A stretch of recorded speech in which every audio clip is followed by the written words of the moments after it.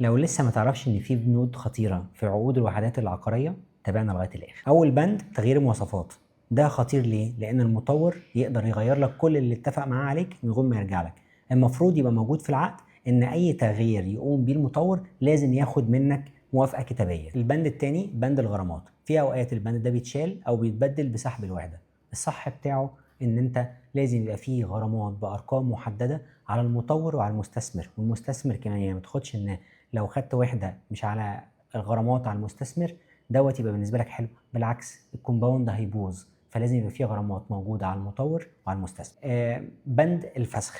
في عقود بتسمح للمطور ان هو يفسخ العقد سريعا، وده غلط. لازم يكون في بند واضح ان في انذار للمشتري قبل ما يعملوا فسخ للوحده، ومده مش اقل من 30 يوم سماح. بند كمان رسوم التنازل. في بعض العقود بتبقى فيها رسوم التنازل من 7 ل 10%. الرقم ده ما تقبلش بيه خالص، لان انت كده بتستثمر للمطور، هياخد منك المكسب اللي انت بتاخده كله. الصح يبقى من 1 ل 3%، ده مقبول. المرافق.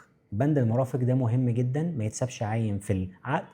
لازم يكون واضح ان المرافق على المطور ان هو لازم يوصلها. وفي اسئله لازم تسالها لنفسك قبل ما تمضي العقد، زي نسبه التحميل، الجراج، الفاسيلتيز بتاعه المشروع، نسبه الانسحاب لو اتاخرت، والتاخير بتاع المطور.